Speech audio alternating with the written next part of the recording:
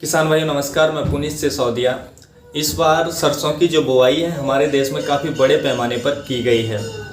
जो फिलहाल में सरसों की स्टेज है यानी कि उसकी अवस्था है, या तो अधिकतर जो फसलें हैं उनमें फूल आना शुरू हो चुका है या कुछ में आने वाला है, तो या कुछ में आ चुका है। तो ऐसी सिचुएशन में हमें जो अपनी फसल की काफ़ी अच्छे तरीके से केयर करना ज़रूरी हो जाता है अच्छे उत्पादन के लिए।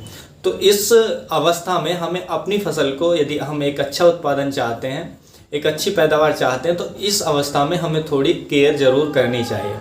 तो हमें किन बातों का ध्यान रखना चाहिए, कौन सा फर्टिलाइज़र यूज करना चाहिए, इसमें अवस्था में कौन से कीट ज़्यादा लगते हैं हमारी फसल पे, उससे कैसे हम सुरक्षित अपनी फसल को रख सकते हैं।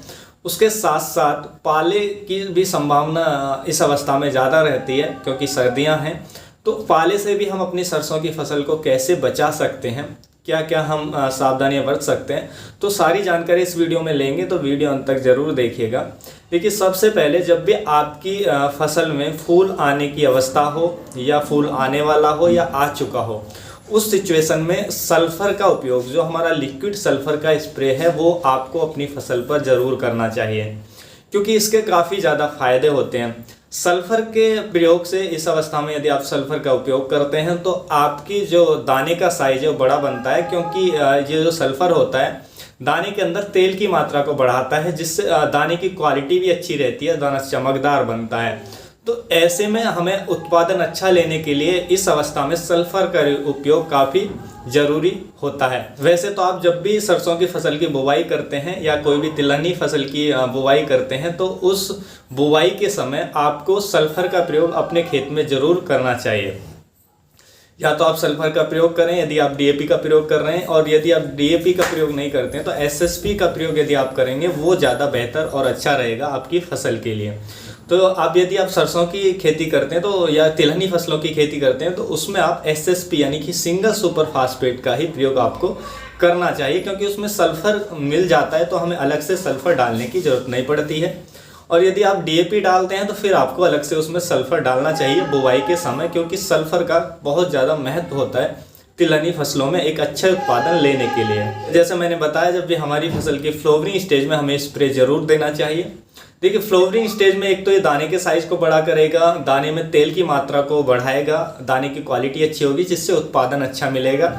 उसके साथ साथ जितने भी रस चूसक कीट होते हैं, जैसे माहू का अटैक इस अवस्था में ज़्यादा होता है, जिसको हम चैपा भी कहते हैं, एफिड्स कहते हैं अंग्रेजी में, तो उसका स्प्रे, सल्फ़र का स्प्रे उसकी जो समस्या को भी कम करता है, यानी कि माहू कीट को भी कम करता है। उसके साथ साथ जितने भी फंगल डिजीज आते हैं उनको भी रोकथाम करता है, यानी कि ये फंगस से बचाएगा हमारी फसल को सल्फ़र का स्प्रे, और कीटों से बचाएगा, जो रस चूसक कीट आता है हमारा चैपा या माहू, उसके साथ साथ अच्छा उत्पादन इससे मिलेगा।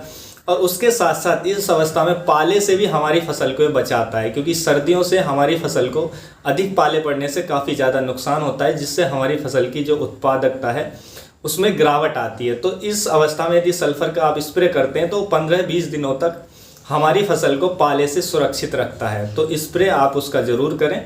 और उसके बाद दूसरा जो इसका स्प्रे है लिक्विड सल्फ़र का, आपको पहला फूल आने की अवस्था में, दूसरा आपको जब भी फलियां बनना स्टार्ट हो जाती हैं उस अवस्था में करना चाहिए। तो 2 स्प्रे आपको सल्फ़र के, लिक्विड सल्फ़र के ज़रूर देने चाहिए यदि आप सरसों की या कोई भी तिलहनी फसलें कर रहे हैं। उसके बाद यदि हम कीट की बात करें तो इस अवस्था में, यानी कि दिसंबर में सबसे ज़्यादा जो कीट का अटैक होता है वो माहू या चैपा का होता है। जब भी हमारी फसल में फूल आ जाता है तो ये हमारी जो पत्तियों से रस चूसता है, फूलों से रस चूसता है, तो ये उत्पादन को काफ़ी ज़्यादा गिरा देता है, जिससे फलियां भी ठीक से नहीं बन पाती हैं। तो हमारी जो उत्पादन में काफ़ी ज़्यादा गिरावट देखने को मिलती है यदि इसका ज़्यादा अटैक हो जाता है, जिसको हम माहू, चैपा या एफिड्स कहते हैं।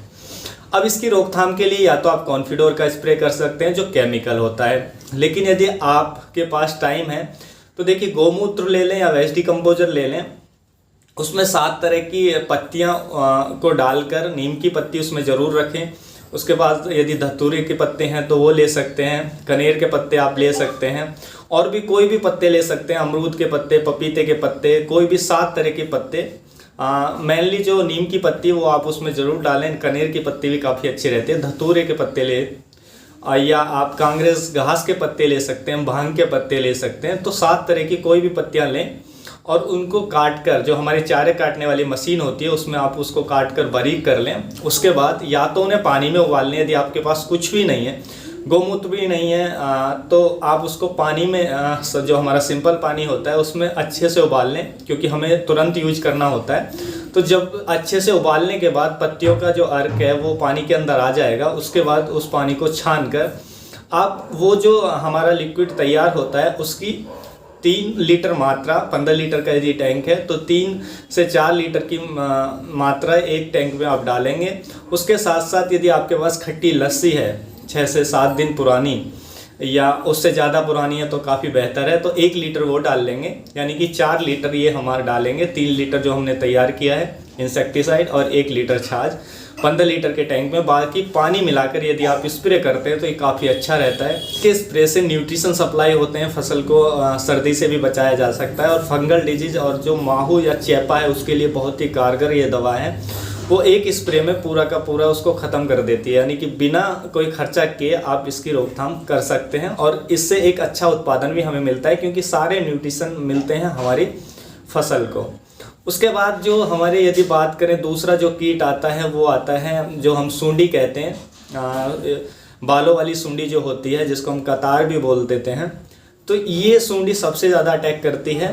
तो ये क्या करती है, पत्तियों को खा जाती है, जिससे हमारी जो फसल की उत्पादन में काफ़ी ज़्यादा गिरावट देखने को मिलती है। तो इसकी रोकथाम के लिए एक डाइक्लोरोवास आता है केमिकल, जो नुवान के नाम से आता है, जो ब्रांड नेम नुवान है। आप उसका भी स्प्रे अपनी फसलों पे कर सकते हैं। तो उससे भी हम जो हमारा जो ये कीट आ रहा है सूंडी है उसकी रोकथाम आसानी से हो जाती है।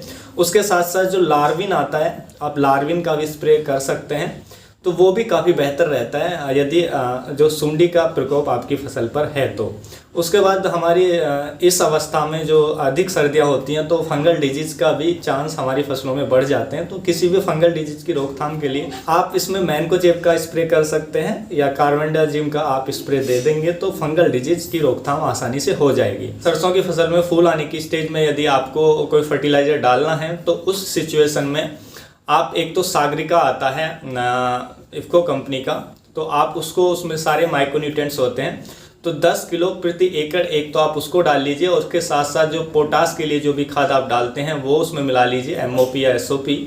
और उसके साथ साथ जो भी आप फास्फोरस युक्त जो खादें हैं आप उनका प्रयोग उसके साथ कर सकते हैं। इन तीनों खादों को मिलाकर आप देते हैं फ्लावरिंग स्टेज में तो काफ़ी अच्छी उत्पादन आपकी फसल में देखने को मिलेगा। तो ये थी जानकारी हमारी सरसों की फसल पर। किसान भाई यदि आपको अच्छी लगी तो वीडियो को लाइक कीजिएगा, अन्य फार्मर के साथ इसे शेयर जरूर कीजिएगा ताकि उन तक भी जानकारी पहुंच सके। फिर मिलूंगा आपको एक और नई वीडियो के साथ, तब तक के लिए आप अपना ख्याल रखिएगा। धन्यवाद।